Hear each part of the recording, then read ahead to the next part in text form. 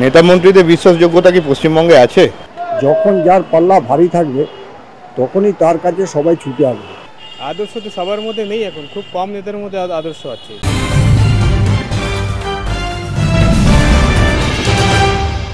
2021 বিধানসভা নির্বাচনের ঠিক আগে বাংলাভাষী সাক্ষী থেকেছিল এক দলবদলের ঘটনা। ঝাঁকে ঝাঁকে লাইন দিয়ে, কার্যত লাইন দিয়ে তৃণমূল ছেড়ে বিজেপিতে যোগদান করেছিলেন একাধিক বিধায়ক, সাংসদ এবং দলের নেতারা। এবারে 2026 বিধানসভা নির্বাচন আর মাত্র 8 মাস বাকি, বছর ঘুরলেই বিধানসভা নির্বাচন। এই বিধানসভা নির্বাচনের আগে অনেকে আশঙ্কা করছেন যে বিজেপি ছেড়ে একাধিক এমএলএ, এমপি এবং নেতারা তারা তৃণমূলে যোগদান করতে পারেন। এই যে দলবদলের হিড়িক বা এই যে দল বদল, নেতাদের দল বদল, সাধারণ মানুষ কীভাবে নেন? তাহলে কোথায় আদর্শ? সাধারণ মানুষ কি মনে করেন যে এই নেতাদের দলবদল নিয়ে? তাদের সাথে কথা বলি, চলুন জানার চেষ্টা করি তারা কি মনে করেন এই বিষয়ে। নেতা মন্ত্রীদের বিশ্বাসযোগ্যতা কি পশ্চিমবঙ্গে আছে? আছে কি? নেতা মন্ত্রীদের কীভাবে ট্রিট করা হয়, সাধারণ জনগণ কীভাবে দেখে? এখন জাস্ট একটা গিভ অ্যান্ড টেক পলিসি।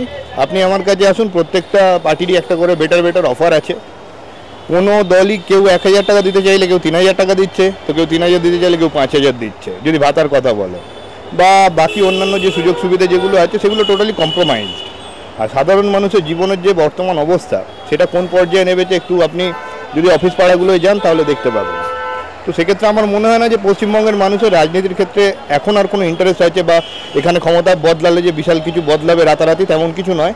দীর্ঘদিনের একটা প্রজেক্ট নিয়ে যদি যে কোনো সরকার যারাই ক্ষমতায় আসুক তারা যদি একটা সদিচ্ছা নিয়ে কিছু ভাবেন যে সত্যি রাজ্যের লোকেদের জন্য কিছু করতে চান তারা, তাহলে সেক্ষেত্রে হয়তো জিনিসটা কিছুটা মানে কি বলবো আক্ষরিক অর্থে আপনার প্লেস নিতে পারে। কিন্তু বর্তমান পরিস্থিতিতে দাঁড়িয়ে বিরোধী এবং শাসক দল এদের প্রত্যেকের যারা স্ট্যাচার যেটা আছে প্রত্যেকেরই একটা করে দল বদলের ইতিহাস আছে, ফলে মানুষের বিশ্বাসযোগ্যতাটা সেই জায়গায় নেই। এটা আজকে থেকে নয়, যখন যার পাল্লা ভারী থাকবে তখনই তার কাছে সবাই ছুটে আসবে। কারণ কিছু মানুষ হচ্ছে তাদের রোজগারটাই এটা, আমি পার্টি না করলে আমি খেতে পারবো। যার জন্য যখন বামফ্রন্ট ছিল সবাই বামফ্রন্ট ছিল, হঠাৎ টিএমসি এসছে, আবার সবাই টিএমসিতে এসে গেছে।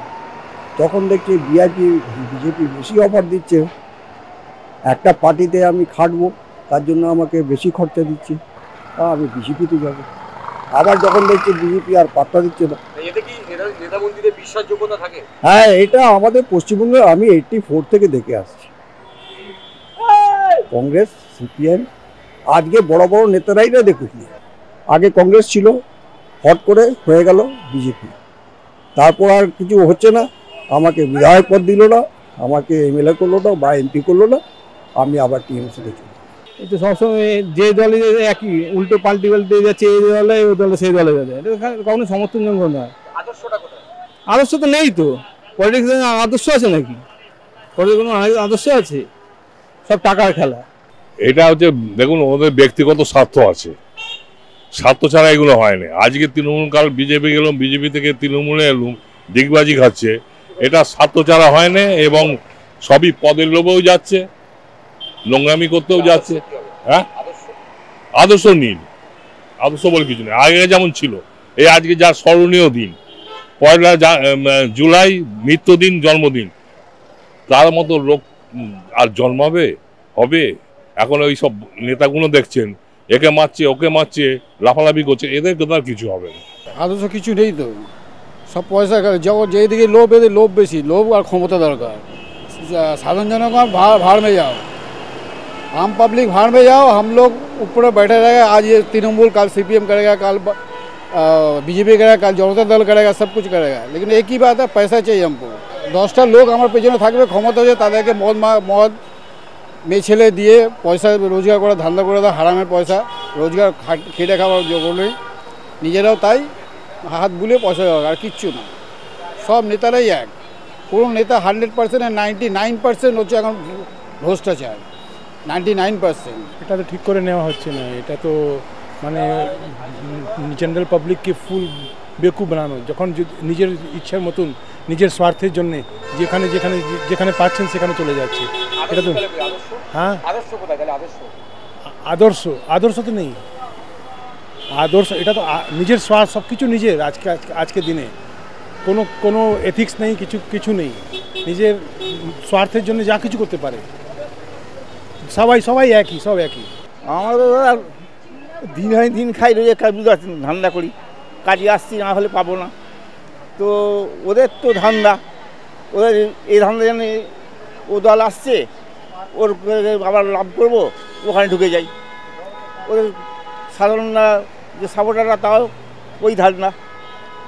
ওরা থেকে নিজে যে কোথায় এলে আবার কিছু হয়ে যাবে, গুছিয়ে নেওয়ার ধান্দা, দেশসেবা হয়ে গেছে। দেখুন, ওনারা ওনাদের ক্যারিয়ার হিসাবে যেদিকে বেশি সুযোগ সুবিধা পায় সেদিকে ডাইভার্ট করে। যখন মনে করে আমি তৃণমূলে থেকে সুবিধা পাচ্ছি না, তখন বিজেপি থেকে আবার সিপিএমে যাচ্ছে। তো আমরা দেখতে পাচ্ছি তো এরকম কন্টিনিউ ওনারা চেঞ্জ করতেই থাকে। আদর্শ তো সবার মধ্যে নেই, এখন খুব কম নেতার মধ্যে আদর্শ আছে। আজকে কজনের মধ্যে আদর্শ আছে? সবাই এক। অর্জুন সিং একবার বিজেপি যাচ্ছে, একবার তৃণমূলে যাচ্ছে। সে একবার যখন কেউ দল বদল করে ফেলছে, তখন বলছে যে না, আমি চাপে পড়ে যাচ্ছি বা কোনো প্রবলেমে যাচ্ছি। বাট যারা আদর্শবান লোক আছে, পলিটিক্যাল লিডার যারা এসব মেনে চলে আর কি, তো তারা হাজার চাপে পড়লেও করবে না, চেঞ্জ করবে না, এক জায়গাতেই থাকবে।